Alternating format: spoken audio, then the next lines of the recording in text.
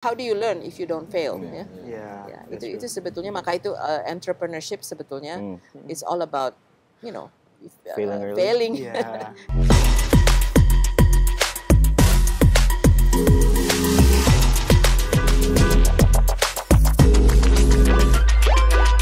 Halo semuanya, kembali lagi ke Legacy Network. Bersama saya, Steven Marcelo, dan bersama dua teman kita, ada Leon di sebelah sini, dan ada siapa? Jeremy. Lupa. Ada Jeremy di sini. Dan pada hari ini sangat amat spesial karena kita bisa bertemu langsung dengan Ibu Mari Pangestu yang memiliki sangat banyak pengalaman ya Bu ya. Pernah menjadi Managing Director di World Bank juga, pernah menjadi Menteri Perdagangan, pernah menjadi Menteri Pariwisata dan Ekonomi juga, betul ya Bu ya? Terima kasih banyak Ibu atas waktunya, udah berikan kesempatan. Sama aja loh. Terima kasih banyak Ibu. Kita nanti alurnya paling nanya-nanya aja Bu. Oke. Dijawabnya santai aja, ngalir aja. Karena kita bakal nanya beberapa pengalaman mungkin ya yang udah pernah terjadi. Oke, sip. Mantap. So Bu Mari, correct me if I'm wrong, but you were the first triple minority ministers, Chinese, female, and Catholic. Would you say that you're a risk taker personally and professionally? What's that? Risk? Did you say? Risk taker. Risk taker. Not really. It's one of those things. I call it the mystery of life, in the sense that I don't think I did not plan my life to become the first triple minority person in government. It just happened, right? And the way it happened is because I pursued my career, my professional life, in what I wanted to do, which was becoming an academic, but always speaking to the truth, basically. So I kind of became known just because I was daring enough to speak to the truth. Okay, and that's how I got to meet the future president, actually, because I was sort of growing up professionally at a time when Indonesia is not like today, not a democratic Indonesia, kind of an autocratic Indonesia, where you kind of have to be careful what you say. So if you're actually just a bit daring and saying rather critical things, but still within the confines that you don't get put in jail, you get noticed. So I used to give hearings in Parliament, and at that time the armed forces were a large part of the parliament, not like today. They're all gone now. It was a secured membership in the parliament. And one of them really liked me, and he then started inviting me to teach at the Armed Forces Officers School in Bandung. And that's how I met the future president. I didn't know him. He was in the class. I didn't know that he was going to be president, of course. And then, we built a relationship. And when we wanted to do reforms, he was actually in charge of reforms of the armed forces after democracy and all that, right? So that's how we met again, and that's how he picked me to become one of his ministers.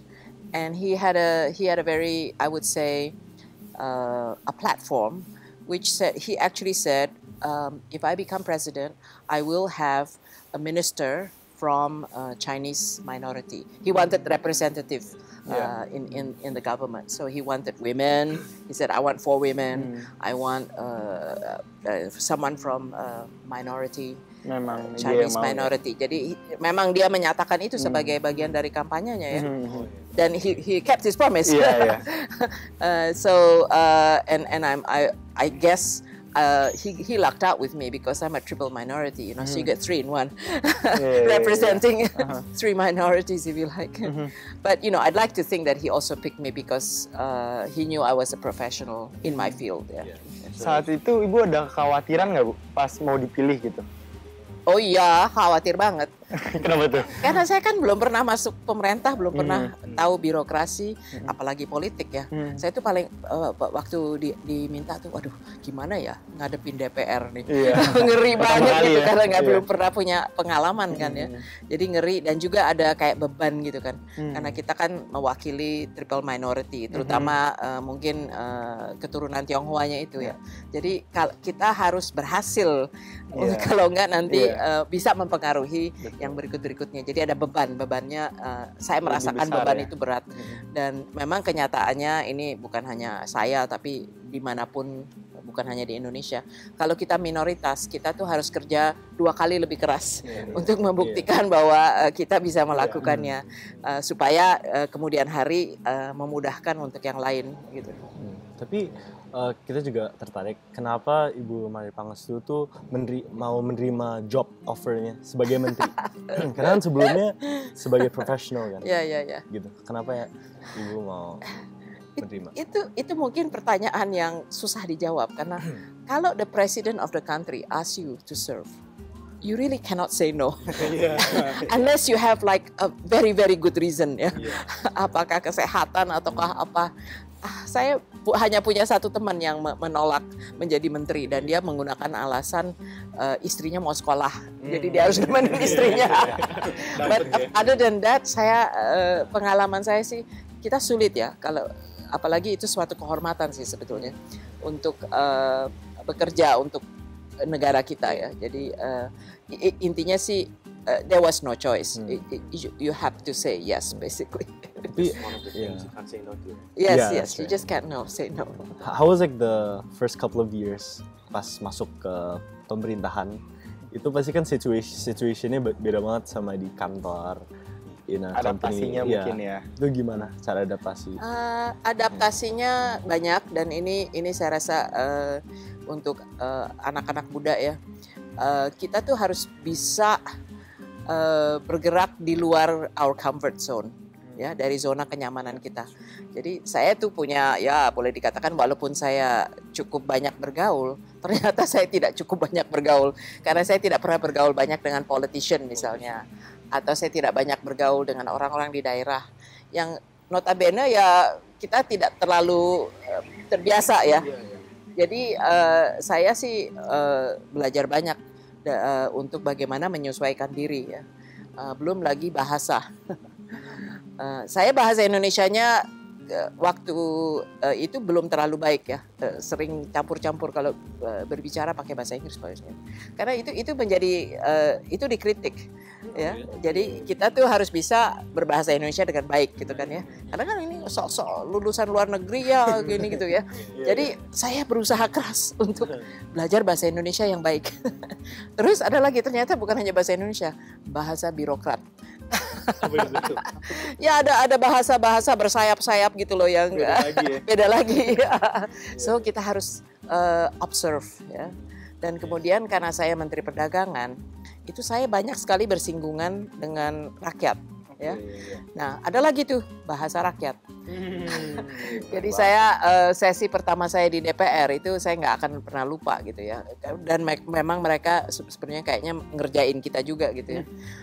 Saya akan biasa ya. Udah biasa lah berbicara gitu. Terus ada satu yang beri, Ibu Menteri, kita bukan murid-murid Ibu. Jadi kan kita mungkin gaya penyampaiannya itu kayak dosen kali ya. Waduh. Terus setelah itu ya belajar ya satu bahasa birokrat, bahasa politik, bahasa rakyat ternyata juga tidak mudah. Ya, jadi karena saya harus sering ke pasar sebagai Menteri Perdagangan. Minggu pertama itu saya mesti ke pasar. Ngapain saya harus ke pasar? Ibu kan harus menjaga harga bahan pokok. Jadi ibu harus ke pasar. Oh oke. Padahal kita jarang banget ke pasar ya sebelum itu. Jadi agak-agak nggak kan kelihatan ya kalau orang nggak terbiasa itu kelihatan. Jadi kelihatan. Jadi ini pura-pura nih ngecek ini harga beras berapa Bu. Terus ibunya ngeliatin saya. Bu, itu bukan beras, Bu, itu ketan. Oh, pernah itu terjadi? Iya, itu kejadian sungguhan. Jadi, oke, saya harus belajar nih ya. Jadi belajar dan saya bahkan ada yang melatih saya untuk mentor ya. Dia jurnalis senior lah yang sangat bagus berbahasa rakyatnya.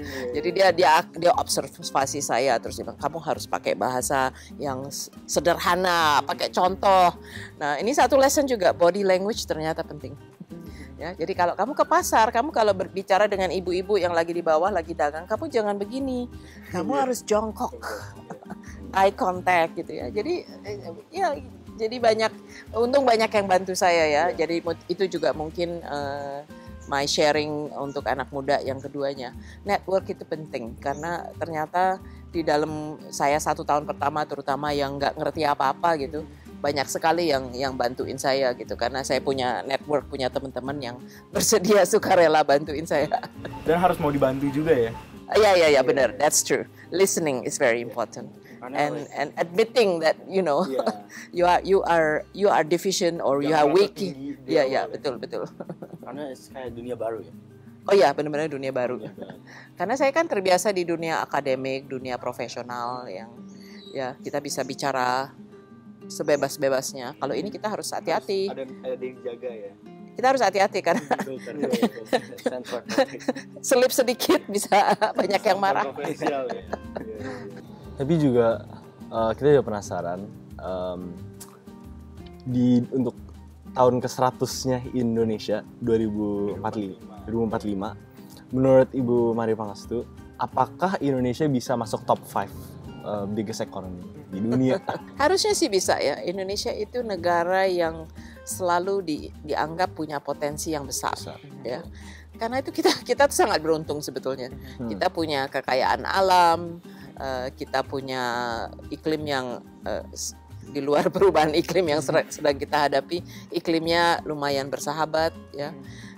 Dan kita punya cultural capital ya, jadi dan actually social capital ya. Coba saya jelasin sedikit ya. Natural capital ya tentu batu bara, kelapa sawit, tapi juga bahwa kita bisa punya pangan ya, kita bisa nanam makanan kita ya. Kalau dari segi natural resources yang lain tentu kita punya gunung, kita punya ocean dan itu semua punya nilai dari segi pariwisata misalnya ya. Jadi semuanya itu ada nilai. Culture capital itu yang salah satu best job in the world yang saya merasakan sampai saat ini sebagai Menteri Pariwisata dan Ekonomi Kreatif. Saya kan keliling Indonesia tuh, dan luar biasa loh Indonesia, kekayaan budayanya dan kekayaan alamnya. Karena kita bisa ada satu kabupaten yang bersebelahan, tapi kainnya, ini kayak kain ini tuh bisa berbeda ya. Oh iya. Makanannya berbeda, tariannya berbeda, padahal itu bersebelahan ya. Jadi ini kekayaan kebudayaan yang luar biasa. Nah, yang saya merasa sangat penting di Indonesia itu sebenarnya social capital. Ya. Jadi kita tuh di Indonesia, komunitas yang ada di Indonesia itu kuat ya. Ya. Jadi apakah itu gotong royong atau saling membantu, itu social fabric kita ya selama ini ya, selama kita bisa menjaga toleransi dan saling mendukung, saling membantu, itu sebetulnya cukup kuat social fabric kita ya dibanding dengan ya negara manapun ya. Dan ini sebenarnya kekuatan ya, karena itu yang menjaga sebetulnya kestabilan Indonesia dari segi sosial maupun politik ya. Walaupun kita tahu ada pressure yang seperti terjadi di Amerika, polarisasi, tapi ternyata masyarakat kita cukup wise ya untuk bisa menangani itu dengan ya ada tension, ada friction, but not like overwhelmingly affecting our society. So that's why it's not just the economic side yang saya merasa berpotensi, tapi kita perlu mungkin dari periode ke periode. Jadi 2045 itu berapa periode lagi ya? Kira-kira 5 presiden ya, 5 atau 6 presiden. Kita berharap harus punya leadership sih. At the end of the day, it is about the leadership that will lead the country to realize its potential. Ya. Dan I think the big homework is actually human capital. Kenapa tuh? Karena kita saat ini human capitalnya kita bisa lihat dari education level, dari PISA score, kita masih relatif rendah ya. Our technological ability juga masih relatif rendah. Dan sejak COVID ya, ini ada satu scary number sih, bahwa waktu COVID itu sekolah tutup tuh hampir 2 tahun loh. Iya benar, online ya. Iya. Seluruh generation tuh yang mengalami 2 tahun kehilangan. Mungkin kalian ngalamin kan ya, sekolah dari rumah kan lain kan. Dan itu bisa diukur apa yang disebut sebagai learning losses selama 2 tahun itu. Dan itu harus bisa dikejar. Ya, apalagi kalau kalian mungkin masih dalam keadaan yang lebih privilege untuk bisa ngejar ya. Tapi kalau yang anak-anak dari rumah-rumah household yang berpendapatan rendah, akan lebih sulit dan akan tambah ketinggalan. Karena gadgetnya aja susah kan. Ya, bukan hanya itu, dia mungkin nggak ada listrik pun. Oh iya, benar. Gimana mau sekolah online? Iya. So it's a very challenging, and I think that's going to be the big challenge. Bagaimana kita build up our human capital for the next 20 years ya. Tapi bukan sesuatu yang mustahil ya, bisa aja. Iya bisa, tapi perlu Menteri Pendidikan yang ya melanjutkan apa yang dilakukan dengan Mas Menteri dengan Kampus Merdeka dan melakukan flexibility dari cara pembelajaran dan seterusnya. Tapi ini kalau building human capital itu perlu waktu. Nggak bisa 5 tahun terus ganti menteri, ganti policy, nggak lanjut gitu ya. Jadi I think for me that's the biggest challenge, human capital and actually climate. Yeah, I mean. The last 5 weeks in Jakarta, saya pun sakit. Ya, kita udah rasakan dampaknya, dan kalau ini kita tidak atasi, waduh itu akan sebenarnya saya sebagai akademik dan sebagai yang mengerjakan policy issues, you can actually calculate bahwa if we did nothing, we don't do anything about the climate crisis, we will have about 1 to 6% lower growth in the next 2030 onwards. And life expectancy akan turun by 1.2 years. Yeah. And income losses from labor itu 0.6% dari GDP. Karena productivity, kita kalau it's too hot or you get sick from pollution, your productivity goes down, and therefore the growth goes down. So it's more like it affects the well-being of the country, right? Yes. So it's not just about lower growth, but the well-being of your population. So it's just the well-being that makes the growth lower instead of like the other way around. Yes. Yeah.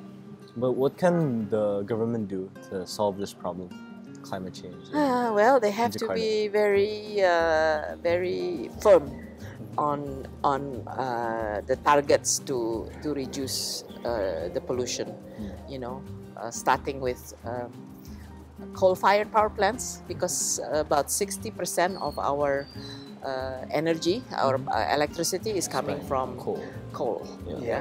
And that's the biggest. They're the two biggest source of our pollution is our CO2 emission. One is the energy sector. The second is actually food, land, and agriculture. So the way we use the land, the way we plant our food, and the forests, the deforestation and the forest fires, that's the second biggest source. So we have to address in each sector. Meaning you have to get out of coal and go to renewable. And then for agriculture, you need to have more sustainable agriculture practices. And of course, you have to stop cutting down the forest and or replanting forests. Mungkin aku mau nanya sih, kalau mungkin kayak di pemerintahan Indonesia gitu ya, apakah untuk anak muda zaman sekarang gitu misalnya, apakah udah bisa mulai masuk ke pemerintahan atau apakah membutuhkan banyak pengalaman atau gimana menurut Ibu? Saya rasa masuk ke pemerintah itu banyak jalurnya ya. Ada jalur profesional seperti saya ya, dan yang di kabinet sekarang pun ada jalur, ada yang masuk karena profesional seperti Mas Menteri Pendidikan. Dia kan relatif muda ya. Ya. Dia lulusan JIS bukan ya? Nggak tahu ya, udah lupa. Bukan ya? Oh iya, dia sekolahnya di boarding school di luar. Anyway, jadi jalur profesional bisa muda, bisa menengah, udah mapan. Tapi banyak juga yang at least di zamannya Presiden Jokowi banyak yang anak muda yang masuk kan ya. Jadi ada jalur profesional, ada jalur politician. Ya, jadi itu juga jalur yang sangat terbuka sekarang untuk anak-anak muda ya. Dan saya sih tetap berharap bahwa kita akan bisa mempunyai kualitas anggota DPR yang lebih baik, karena pemerintah kan yang melakukan check and balance is DPR to the government, right? So you need good partner to criticize you, not just criticize you. Ibu Menteri jangan ngajarin kita kayak dosen, tapi benar-benar criticize our policy gitu kan ya. Jadi dari segi administration in the government, which is professional, and we cannot escape the fact that elections are won by political parties. So you will have politicians as ministers, as the president and the vice president and as ministers. So the politics will always color the policies. But you would hope that there are enough professionals, and the president also is wise enough to think about, what is the right policy direction, what is the right institutional setup. Yeah. And we also like to have more women in the cabinet, in the parliament, because all the data shows that if you have more women, usually you get better outcomes. Really? Yeah, Okay. empirically. Okay, even like for running companies and entrepreneurs. Yeah. You mentioned that body language and communication skills is one of like the most important skills to have, I guess, if I can put it that way. In our view, that's the last area that AI can touch. It's like we Yeah, don't like that's that's the most human aspect. Yes. Yeah, that that's we don't true. think that AI can ever reach. Yeah, Do you have yeah. any views on this? Yeah. I agree, because I think judgment and emotions, that's probably not something AI yet can access, right? So, judgment means, and I had to go through a lot of this. You go in a room and you're supposed to do A, and then you're supposed to do something. You have to start by observing the landscape, right? Reading. And then you've got to be actually quite quick in thinking, okay, I need to say A because say I'm going to a daerah. I need to understand how to greet the people There. in their language, ya, in their daerah language gitu kan. Nah itu simple thing like that, itu kan langsung nyambung. Dia merasa dia tahu bahasa saya gitu kan ya. Simple thing like that, dan cara kita apa yang harus kita perilaku kita ya, what we say, how we behave, and knowing when to talk and when not to talk. That's actually quite hard. I had a hard time because I'm orang bilang kadang-kadang saya sok tahu gitu. Mungkin itu dari kita kan akademisi ya, kita terbiasa untuk mengkritisi something or to talk about something openly. But that's not something you do when say you're with other ministers or who may not like you or who may not think much of you gitu kan. Jadi lebih baik diam dulu. Harus bisa menyesuaikan tempat. Iya, exactly, menyesuaikan tempat. Dan itu kan nggak bisa diajarin AI. Dan kadang-kadang keadaannya itu berubah di depan mata kita kan. Dan kita harus tahu bagaimana kita harus menyikapi. Jadi dan emotion juga nggak bisa diajarin ya. Dan itu sesuatu yang ya gimana kita nyambung rasa dengan either orang-orang rakyat yang sedang kita trying to help ataupun berempati ya. Ya saya sebagai dosen gimana nih murid dia lagi kayaknya mau tidur nih. Gimana aku harus bisa ngajarnya supaya dia nggak tidur gitu kan. Jadi I think it's and it's not something that can be taught. Yep.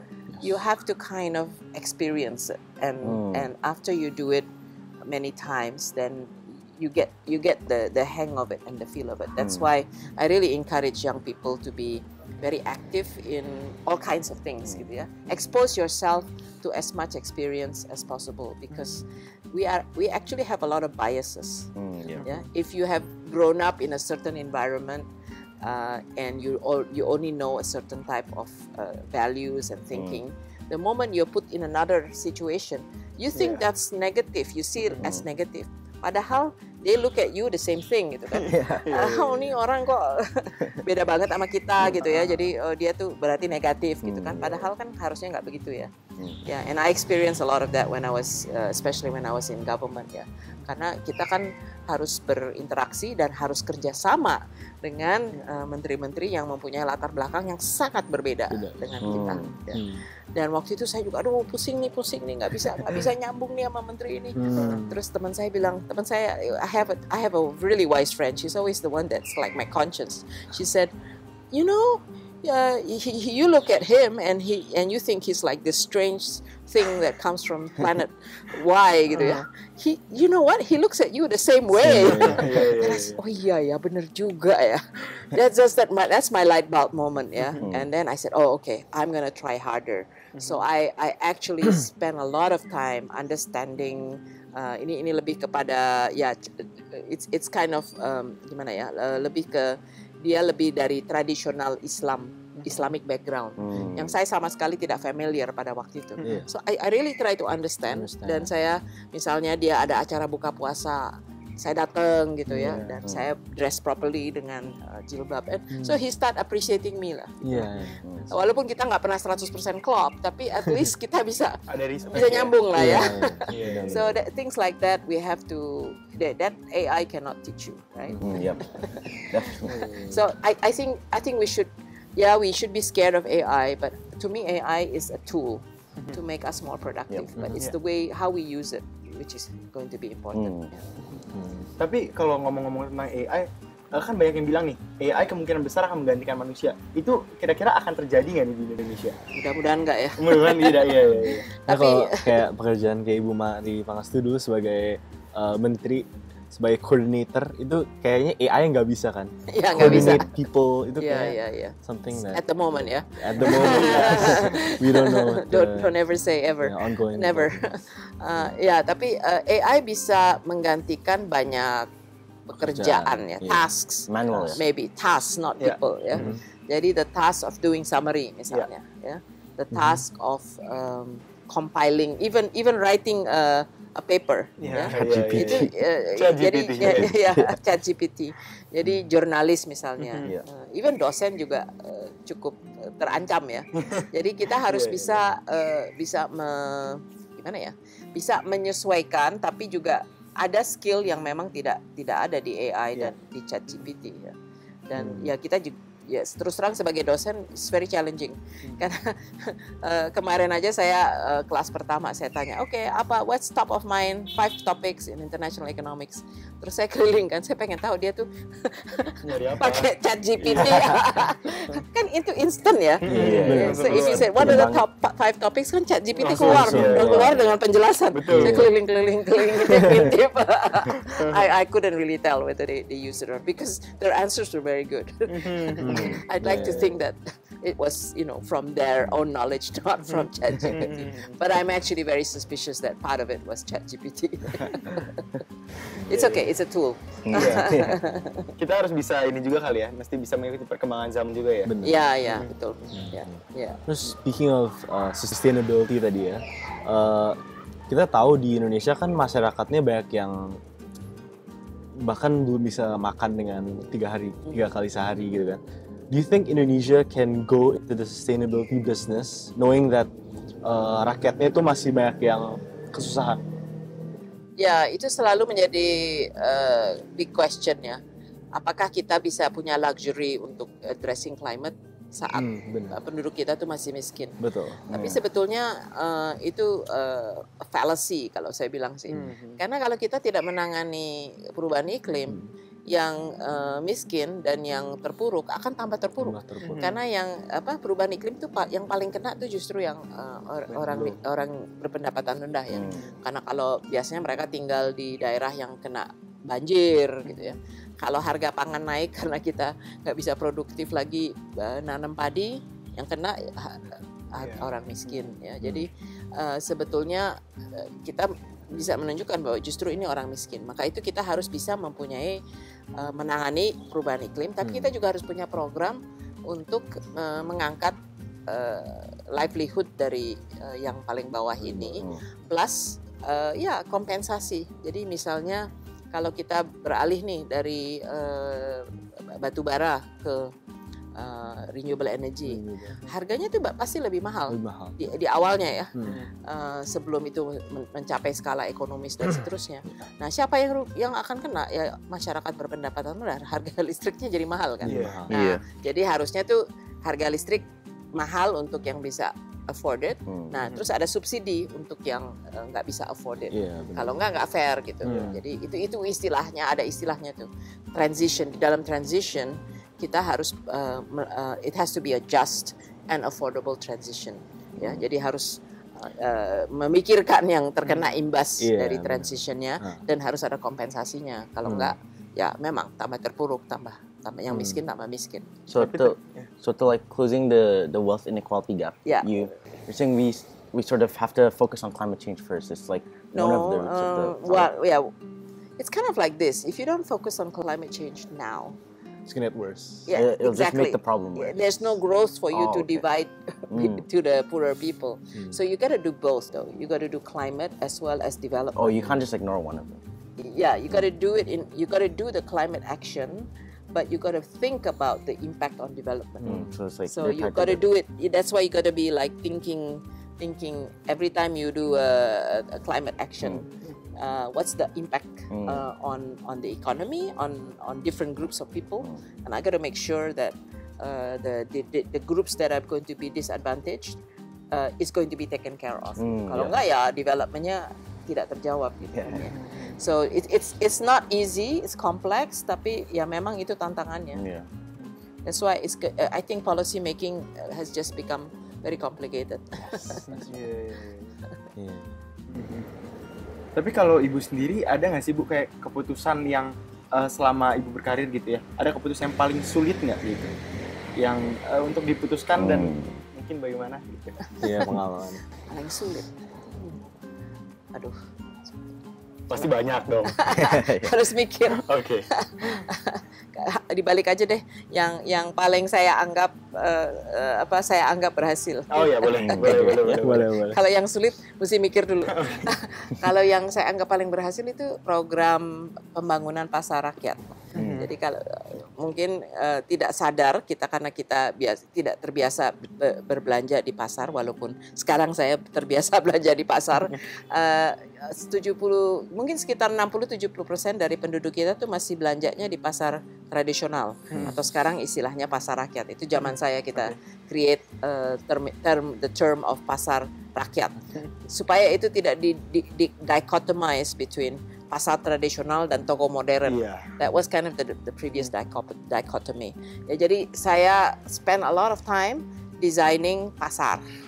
Ya, setelah bolak-balik masuk pasar, kita mulai sadar nih pasar ada banyak masalah ya. Gimana kita mesti perbaiki supaya pedagang di dalam pasar itu bisa lebih nyaman, lebih berkembang, dan orang yang belanja juga nyaman supaya dia tidak lari ke toko modern yang lebih bersih dan seterusnya. Ya, jadi it turns out it has to be the physical design and then the management of the pasar supaya bersih, supaya waste managementnya diurus dan menata pasarnya dengan baik. Dan 90% of the pedagang pasar itu women. So if you go to the toilet, it's like designed for men and women. So instead it should be like designed more 90% for women. And then I also noticed, because I had to go to pasar a lot, itu banyak anak kecil running around. Kadang-kadang si ibu itu lagi dagang tuh dia ada baby di sini gitu kan. Yeah. It's very unhealthy, right? And also probably not good either for the mother or for the child. So we designed child care center in the pasar. Nggak free, dia harus bayar, tapi tetap dia merasa lebih nyaman lah anaknya ada di situ. Dan bisa nyewa guru. Jadi ada education aspeknya juga. And then sometimes depending on the situation, we also put a little clinic inside the pasar. Ya, jadi I'm proud of that because I think that's really touching. You know, it is about understanding the problem and then finding the solution, right? And we did a lot of model pasar. Jadi apa istilahnya? The model of what a pasar should be. And then one of the ones that was very successful, and actually we gave that city a lot of money because they were very successful, was Solo. Pak Jokowi. Oke. Waktu itu sebagai wali kota. Ya. Dan dia sangat berhasil dan dia mengadopt kita punya approach gitu ya. Walaupun dia sendiri juga mempunyai approach yang sama deh. Saya nggak tahu yang mana yang duluan, sama approach-nya gitu ya. Jadi so that's really something that that I'm proud of, and I think it's boils down to the fact that you have to understand a problem like dari all angle gitu ya. Untuk mengetahui solution apa yang terbaik, dan it's not about we have to give more money to building pasar. Nggak selalu tentang itu. Karena ternyata udah dikasih uang nih banyak. 2 tahun lagi hancur pasarnya karena tidak di maintain atau dibangunnya dengan tidak standar yang baik dan seterusnya. Jadi it's not about the money, it's about how you channel the money so that it has its most effective. So I think that's just a general lesson, but I'm quite proud of the achievements. Tapi saat itu ada nggak misalnya kayak ibu membuat policy, suatu policy gitu, ada yang menolak dari masyarakatnya atau gimana? Mungkin mereka merasa kurang gitu, udah gitu mereka nggak mau gitu, ada nggak Bu? Mungkin nggak menolak sih, karena begini ya, saya mungkin lagi mikir kalau di awal-awal mungkin ada beberapa kali kita mencoba mengeluarkan peraturan yang mengundang banyak protes gitu ya. Misalnya harga, biasanya terkait dengan penentuan harga gitu ya, karena harga tuh langsung ke mereka gitu kan ya. Atau import ya, dulu karena dianggap Menteri Perdagangan nih terlalu liberal, semuanya dibolehkan import gitu ya. Jadi import beras misalnya ya. Jadi saya diserang gitu, ini Menteri Perdagangan maunya import beras aja, padahal petani kita nanti harganya terpuruk lah, apalah. Ya itu memang argumentasi yang sangat, semua politician menggunakan argumen itu. Kita harus bisa swasembada, kita sudah berapa 70 tahun merdeka, masa sih kita nggak bisa punya cukup beras gitu ya. Itu retorika politician. Jadi saya diserang habis. Ya, saya bilang gimana ya nih. Akhirnya saya ini bukan politician, jadi saya panggil teman-teman, banyak lah yang bantu ya. Kita bisa ngeluarin data beras 100 tahun. Ya, 100 tahun Indonesia pada saat itu tuh 2000 berapa ya, 2005 atau 2006. Dalam 100 tahun kita hanya tidak import beras 2 tahun. Wow, okay. Because why? Kenapa kita import beras? Kita import beras saat paceklik, saat tidak ada panen, nggak cukup gitu kan. Dan kita tidak cukup punya surplus untuk mengisi saat kekurangan itu. And we never imported more than 5% of our needs. So that actually shut up everybody. I can still see. I had to fight even with my own cabinet colleagues. So I did all these numbers and and guess what? Kalau harga naik 25%, poverty go up by 1%, which is exactly what happened in 2006. So paparan gitu. 100 tahun ya bapak-bapak dan ibu-ibu kita tidak mengimport beras hanya 2 kali. Orang bengong gitu. Okay. DPR juga sama. I presented in DPR, same thing. Kenyataan yang harus diterima ya. Ya dan maksudnya kita fight back, ya diserang habis. Dan habis itu saya belajar sih.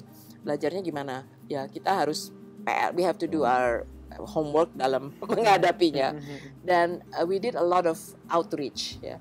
Jadi kalau kita lagi diserang, ini ilmu komunikasi kali ya. Kamu tadi nanya komunikasi. Kalau kita lagi diserang, kalau kita defend ourselves, itu dianggap defensif. Dianggap jelas dia ngomong gitu ya, jelas dia lagi mau bohongin kita gitu kan. Jadi kita harus cari pihak ketiga yang mau berbicara dengan fakta dan angka yang ada gitu. Mencari pihak ketiga, media. Dulu banyak sekali kita kasih briefing ke media ya. Kemudian ya pihak-pihak yang sangat anti kita undang. Ayo apa sih masalah kamu? Ayo kita bicarakan. Berdiskusi dan berkomunikasi ya. Ya, but and listen. Sebetulnya saya punya skill yang kata orang sih skill yang dianggap positif, tapi juga ada negatifnya. Saya tuh good listener, and I will listen to everybody. Jadi misalnya ada 10 pendapat, I will listen to every one of you gitu ya. Tapi it takes time ya. It's very time consuming. Dan pendapat itu pastinya disesuaikan lagi, nggak semuanya langsung diterima mentah-mentah aja kan ya? Ya enggak. Jadi Iya, misalnya balik ke urusan beras ya. Di luar tadi itu hitungan-hitungan. Saya kan nggak punya kenalan ya di pedagang beras. Panggil, cari temen. Kamu kenal nggak nih pedagang-pedagang beras di pasar ini, di pasar ini? Enggak. Tapi saya punya teman yang kenal. Jadi dengan network ya. Koneksi ya. Akhirnya saya ketemu semua pedagang beras. Wow. Iya. Udah tahu tuh ada mafia di sini, ada yang jagoan di sini. Kenal saya semua saat itu. Kan kita mesti dengerin juga gitu loh. Yeah. Dari on the ground ya. Iya. Jadi mesti, kalau nggak kita juga dibohongin anak buah by the way. Iya. Jadi kita juga harus check and recheck gitu kan. Ke lapangan. Harus ke lapangan. Jangan hanya terima laporan data doang, iya. dan berdasarkan data. Iya. Itu juga, that's a part of getting out of your comfort zone. Iya, benar. You gotta go and experience it, you know. Yes, yourself. Otherwise you don't know, you won't know, and you won't know all sides of a particular issue or situation. That's right. Ya, tapi kalau to the younger generation, do you have any tips that you can give? You know? Well, I give the same tips to my sons. Yeah, of course, there is a part of formal education, right? So I guess all parents want you to graduate from high school, want you to hopefully get at least a tertiary degree, and it doesn't. You know, today it's quite difficult to know what's the right field, ya. What's the right field of study. Jadi pada akhirnya banyak orang kan yang akhirnya dia sekolah S1 tapi dia akhirnya ngerjain apa gitu kan, nggak related kepada yang dia belajarin. Karena yang penting yang kita dapat di dalam formal education is actually how to think, how to think and how to analyze and just framing, how the frame of how you understand something, ya. It can be anything gitu kan ya. Jadi menurut saya sih, kalau belum punya pilihan, banyak saya nggak tahu. Mungkin nanti saya balik tanya kamu ya, masing-masing itu udah punya pemikiran nggak maunya sekolah apa dan apa ambisinya tuh mau kemana ya. Tapi nggak semua anak.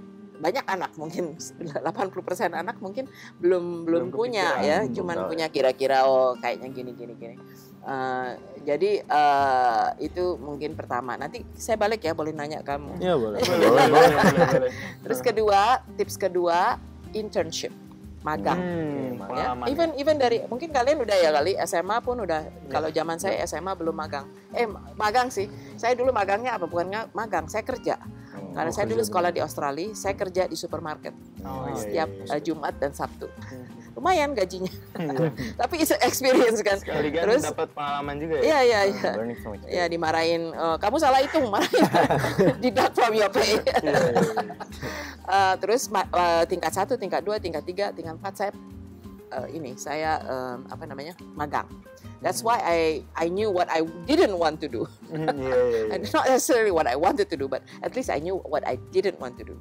Actually, I wanted to be an accountant. Saya lihat CPA gajinya besar gitu ya. Oh ternyata abis second year saya magang di Coopers and Lybrand, doesn't exist anymore. Saya lihat, ini senior partnernya kok masih ngerjain ledger ya. That's not the life for me. So okay, don't want to be accountant. Nah akhirnya masuk jalur ekonomi ya. Jadi magang is important. For experience, for networking. Terus ketiga, be active in organizations, student organizations, community, whatever. Karena being in an organization teaches you leadership skills, actually.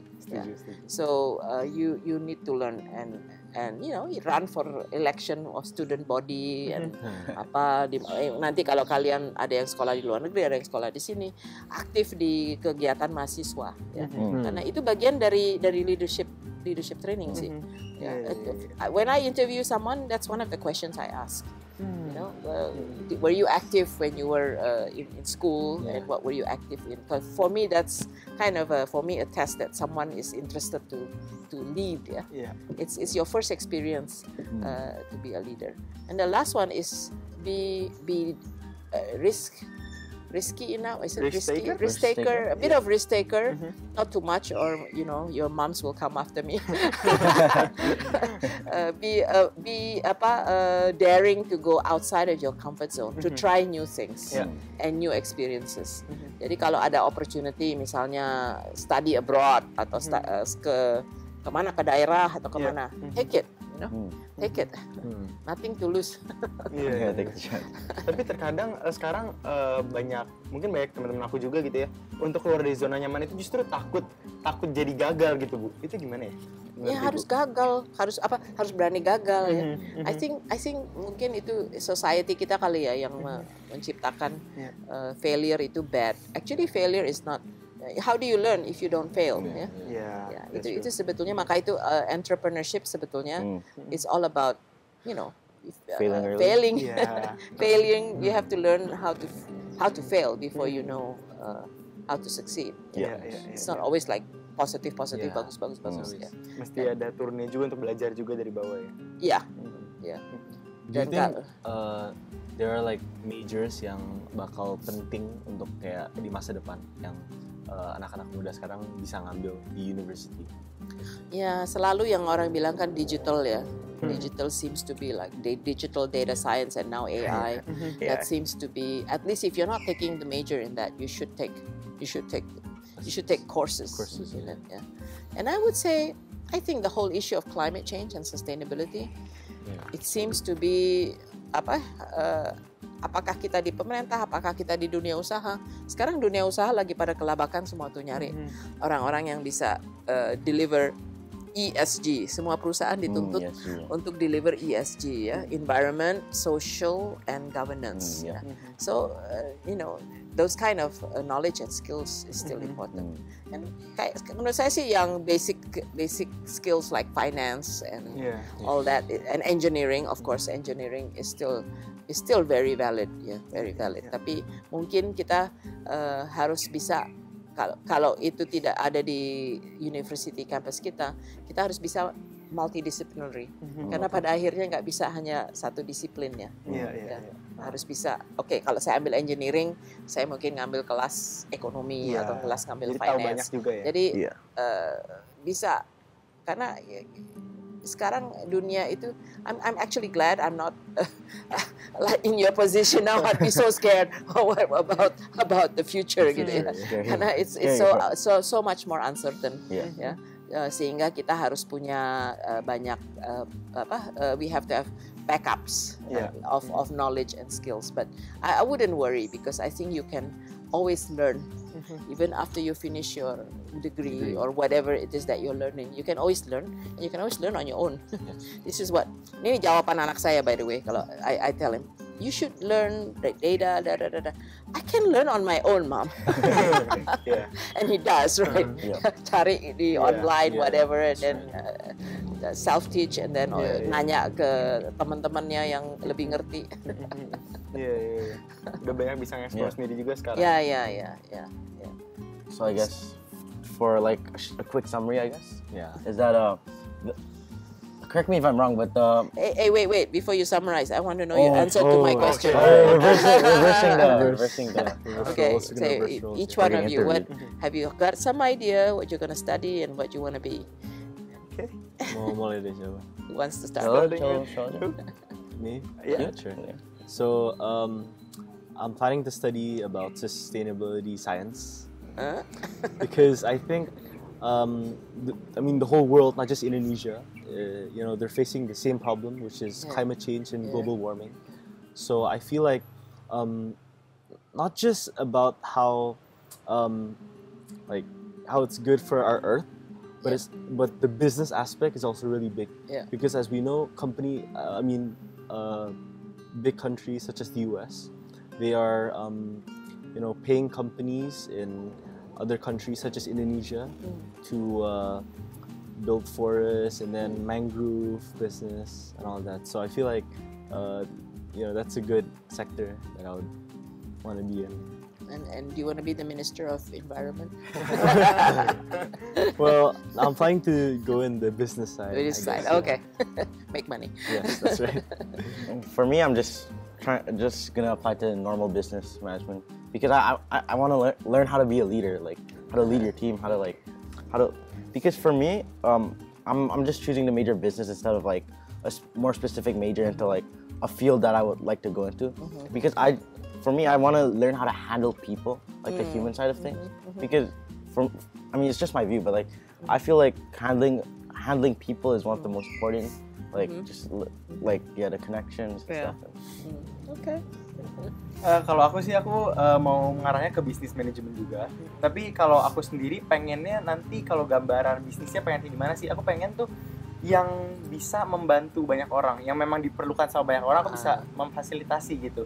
Jadi aku bisa Social entrepreneur. Iya. Aku pengen bisa membantu banyak orang dan Tapi still make money. ya.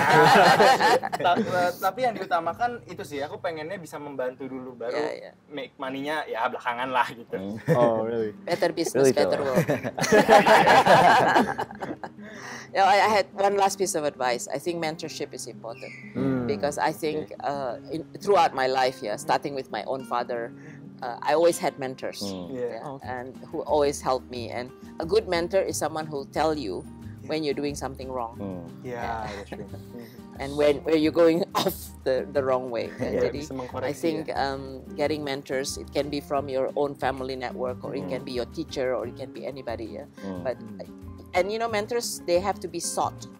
It's not like, oh, I want to mentor you. You have to be proactive in looking for the mentors. And I actually always did that too. Said, oh, ini kayaknya orang ini bisa bantu saya gitu ya. And I actively melakukan approach gitu ya. And I think you have to kind of, I do think that's one of another piece of my story that I think helped to get me to where I am. Terima kasih banyak Ibu atas Terima sharingnya. kasih banyak. Luar biasa banyak banget pengalaman yang bisa kita jadikan pembelajaran Ibu. Terima kasih banyak. Ya, mudah-mudahan. Ini akan berguna juga bagi kita dan bagi teman-teman yang menonton. Terima kasih banyak Ibu. Ya, terima kasih Cello, Jeremy, dan Leon. Thank you. Terima kasih banyak juga untuk teman-teman yang udah menonton video ini. Jangan lupa untuk like dan juga kalau misalnya masih ada yang mau di komen nih mau mungkin nextnya siapa sih yang mau diundang, bisa juga leave on the comment below. Kemudian kalian juga bisa subscribe dan bisa ke sosial media kita. Thank you semuanya. Bye-bye. Bye.